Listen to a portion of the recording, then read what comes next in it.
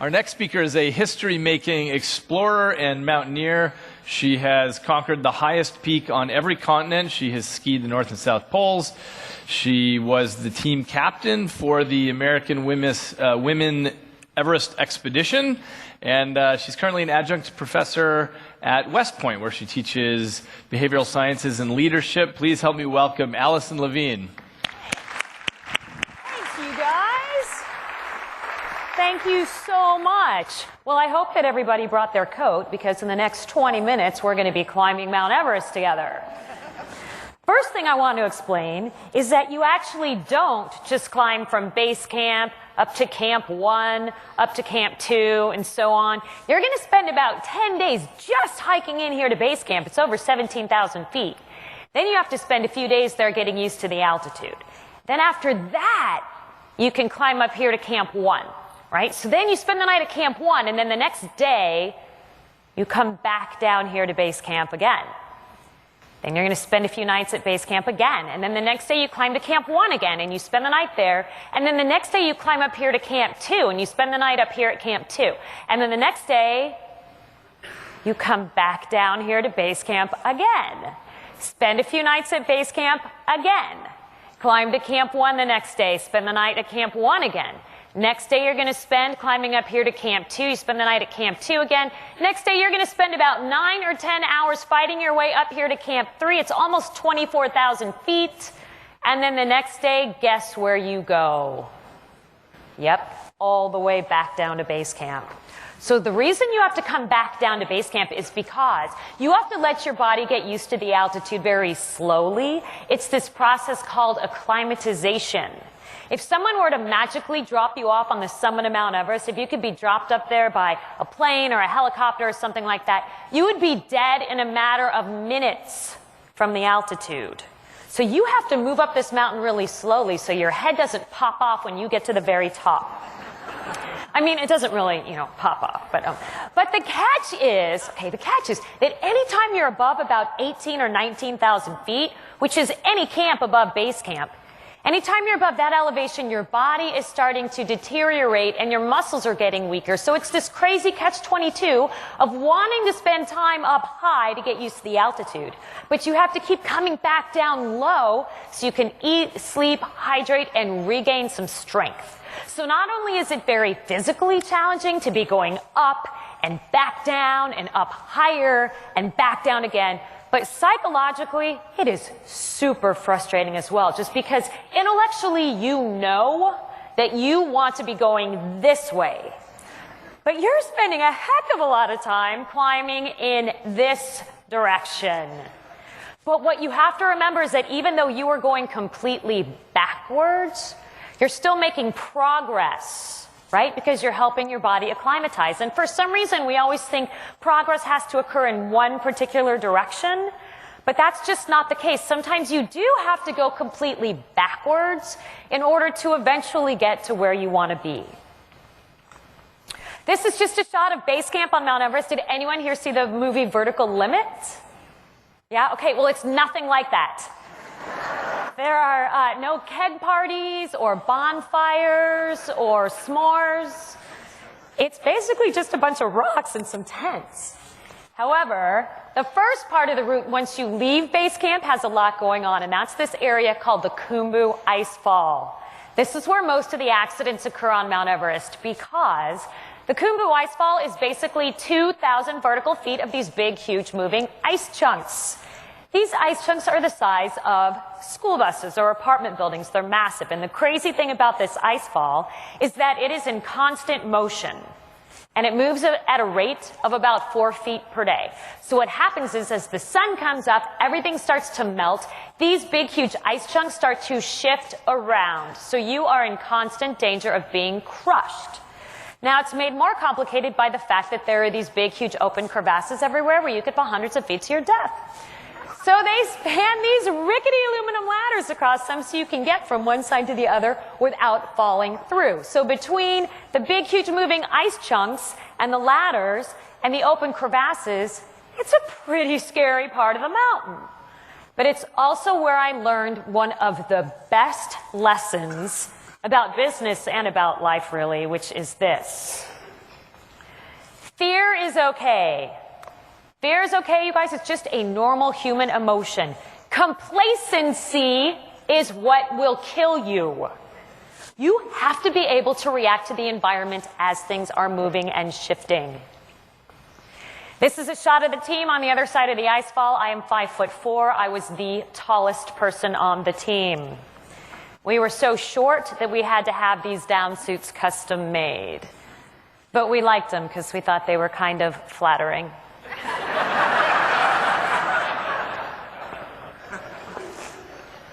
Here's a shot of the team heading up one of the steepest parts of the route called the Lhotse Face. This is me at 24,000 feet on the Lhotse Face. I put this picture in because it's a totally fake smile. And I actually puked all over myself right before they took this shot. And you know, there are times when you're climbing this mountain where you feel like you are absolutely spent and you cannot go one more step and you hit the wall. And when I get to that point where I just feel like, man, I don't know, I don't think I can do this anymore. I think this is it for me.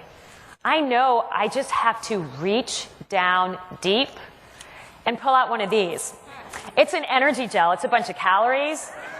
So come on, you're climbing Mount Everest. You can't be tired. You can't feel sick. Suck it up. Get some calories in you. Get some energy. Keep going, because it's not just about you. You have a responsibility to the people on either side of you to continue on. And you can't expect the people around you to endure anything that you yourself aren't willing to endure.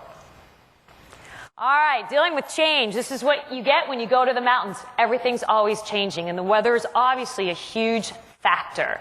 So sometimes you look up at the summit of Mount Everest and it looks like this, and it looks like it might be, you know, pretty approachable.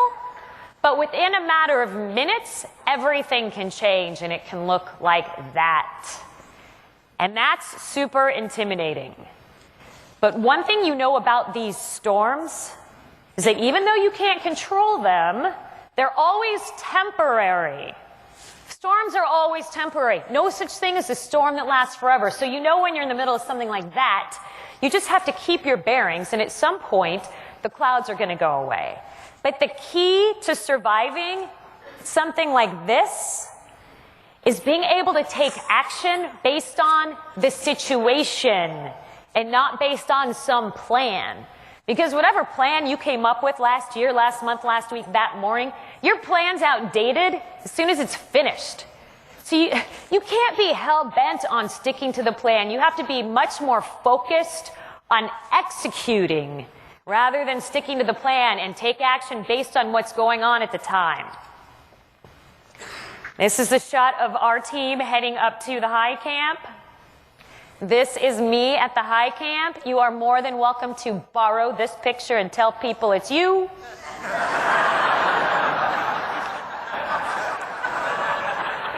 Nobody will ever know. All right, so the high camp, it's at 26,000 feet on Mount Everest, also known as the death zone.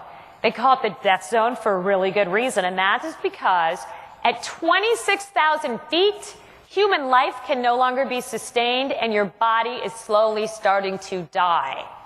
At this elevation, you're taking 5 to 10 breaths for every step. 5 to 10 breaths for every step. So it looks like this. You would take a step and then you go.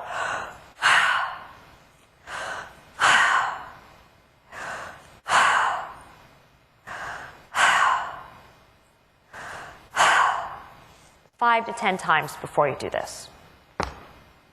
Okay, take a step again, 5 to 10 breaths again before you do this. Okay, so if you ever think you're having a slow day, all right, so get up to the high camp in the afternoon. We lay down to rest our bones and our muscles. 10:30 at night, get out of the tent to start going to the summit, right? So it's 10:30 at night, pitch dark, freezing cold. You wear a headlamp on your forehead. It's like a flashlight, right? So you can see down a trail.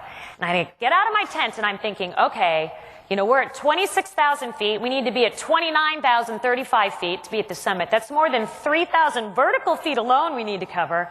And I start doing the math, right? One step, 5 to 10 breaths, 3,000 vertical feet, and I just think, okay, there's no way I could do this. So I just went back to the strategy of breaking everything down into smaller parts. And instead of freaking out about how I was going to get to the summit, I thought, okay, I just need to make it to that rock right there. And I took my headlamp and I shined it on this rock. I could see it, right? So I stared at the rock and I took one step, 5 to 10 breaths. Another step, 5 to 10 breaths. Before I knew it, I made it to the rock. Right? Then I did the same thing. I took my headlamp and I shined it on a piece of ice, just anything I could focus on down the trail. And I thought, all right, I'm just going right there to that piece of ice. Right? So step, 5 to 10 breaths, right? And then I'd make it to the piece of ice. So every time I would think, oh man, I don't know. I don't know if I can do this. I would think to myself, well, I didn't think I could make it to that last landmark, and I made it to that one. So maybe I could make it to one more. Maybe I could make it to one more after that. Well, we climbed through the whole entire night that way. And by 6:30 in the morning, the first American Women's Everest expedition was at the South Summit, which is just below the true summit of Mount Everest. And at that point, storm clouds started to come in. So that's where we had to make a very tough call. This is the summit of Mount Everest. And this is right about where we turned around. Trust me when I tell you that turning around and walking away from the deal is harder than continuing on. But when you're up there in these mountains, you have to be able to make very tough decisions when the conditions around you are far from perfect. And you have to think about how every single move you make is going to affect everybody else around you and not just you. So it doesn't matter how much blood, sweat, and tears you put into something. If the conditions aren't right, you cut your losses, you turn around, and you walk away. Mount Everest is just a pile of rock and ice. It's all it is. You can always go back. But if you do something dumb up there, you may not have the opportunity to go back. And I mean, we all know of instances where one person's poor decision-making has brought down an entire organization. Same thing can happen in the mountains. One person's bad judgment can take out an entire team. Look at all the sad faces. And just so you guys know, too, that distance, it's less than 200 feet. That would take us a couple of hours, right?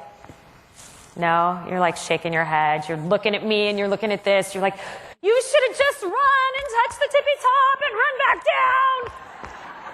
You can't run up there. You are taking 10 breaths for every step. So that's where we turned around. It was a good thing we did. We got caught in a whiteout on the way down. We were able to get a break in the weather the next day and head back down to base camp. And sure, it's disappointing to spend 2 months on that mountain and not make it to the top, but as long as you get back alive with all your fingers and toes and having learned some good lessons along the way, I consider that success. Thanks, you guys. People do ask me, though, they always go like, oh, would you ever go back? And typically my answer is no, not really. I mean, I don't really feel like I need to go the last, 180 feet, to learn about climbing Mount Everest. I kind of feel like I had that whole experience. And occasionally I would get the urge to go back, and it was usually when someone was sort of giving me a hard time about it. Like, I'd be at a dinner party or something, and the host of the party would introduce me to the other guests, and he would say, this is my friend Alison. She climbed Mount Everest. And then the guy across the table from me would go, oh, no way, all the way to the top? And then you have to say, well, no, we actually turned around about, 200 feet or so from the top. Oh, so you didn't climb Mount Everest. I'm like, no. Like, I gave him the whole spiel about, we were on that mountain for 2 months. Getting to the top is optional. Getting down is mandatory. And he's like, yeah, but if you weren't at the very top, you didn't climb it. It doesn't count. I was like, okay, what do you do, tough guy? And he worked for J.P. Morgan. So he said, oh, I work for J.P. Morgan. And I said, oh, no way, you're the CEO of J.P. Morgan? And he said, no, I'm not the CEO. I work in fixed income trading. I'm like, well then, I guess you don't really work for J.P. Morgan then, do you? Because if you're not at the very top, then it doesn't count. And he's like, well, you know, that's totally different. But I actually did end up changing my mind about going back. Here's a few shots of us heading down. Because of my friend Meg. So Meg was my friend that when I got back, she was like, oh, you got to go try that again. Like, you got to go back and get to the top. And I was like, yeah, no, I really don't. She's like, no, I know you. Like, you want that summit. And I said, nope, not going back. And she said, you're going to go. And I said, only if you go with me, which pretty much always put an end to that conversation. But Meg, I really admired her so much. She actually beat lymphoma twice in her 20s. And then, unfortunately, at age 37, she died of the flu. From a lung infection. It's a long story. It really rocked my world, though. But I wanted to do something to honor my friend Meg, so I actually engraved her name in my ice axe, and I headed back to Mount Everest just last year, 8 years after my failed attempt. So this is a shot of me heading up over this area called the Geneva Spur on my way to the high camp. And then when I finally got to the high camp last year, go figure, in comes a storm again. And I thought, I cannot believe I'm back here in the same exact position, you know, ready for my summit bid, and in comes the weather. And most teams actually abandoned their summit attempt because the conditions were horrible. But I thought, I'm just going to get out of my tent and start heading to the summit. So that's what I did. I started heading up, and about 2 hours into my summit attempt, I saw all these other headlamps on the mountain. And I thought, okay, this is a good sign. This means other people feel like this mountain is climbable. But then I realized that the headlamps were coming toward me. And there were people who were calling it quits and coming back down. And I thought, all right, I'm just going to go up a little bit further. And you can see that the clouds totally closed in. Visibility was horrible. That's me on the summit ridge there. It's a 10,000-foot drop on this side, an 8,000-foot drop on this side. I couldn't see too far in front of me, but sometimes I think you don't have to have total clarity to just put one foot in front of the other. So that's what I did, and I'm happy to report that just last year, on May 24th, I actually did make it to the summit of Mount Everest in honor of my friend Meg. Thanks, you guys. Thanks. And for me, it was the completion of what's known as the Adventure Grand Slam, which is climbing the 7 summits, the highest peak on each continent, and skiing to both the North and South Pole. And everybody asked me what that felt like what it felt like to go back to that mountain 8 years later after everything I'd been through and fight my way to the storm and finally stand on top of the highest mountain in the world. And I can honestly tell you, it just wasn't that big of a deal. I mean, because let's think about this for a second, you guys. It's just the top of a mountain. And standing on that summit doesn't mean anything. Because it's really about the lessons you learn along the way and what you're going to do with those lessons going forward. And had I not had that failed attempt in 2002, I don't think I would have known how to weather the storm last year when I went up in 2010. And I know that I did my absolute best when I stood on the summit of Mount Everest last year, but there are always going to be more mountains to climb. So I know that going forward, I have to be even better. Thank you so much for climbing with me today. You guys are awesome. Thanks. Alison, don't leave yet. Alison.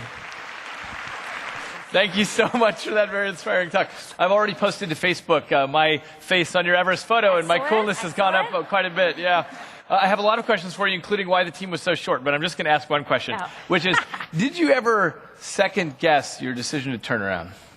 Yeah, well, at the time, no, because at the time you're just so nervous about the storm coming in, and of course, you know, when you read into thin air, you knew that there was a disastrous season in 1996, and a lot of the, you know, most skilled, experienced Everest climbers died that season. So at the time, I knew that good judgment was the most important thing. But let me tell you, when you get back down and the weather is nice, back down at base camp, and everything feels easy and warm and comfortable, it's really easy to think, oh man, I wonder if we could have kept going. But you cannot ask yourself that question, because getting back down alive is always the #1 goal, followed by coming back with all your fingers and toes, coming back as friends with the people that you're with. And maybe, goal number 4 is getting to the top of a mountain. Thank you so much, Alison Levine. Thanks. Coolest lady I know.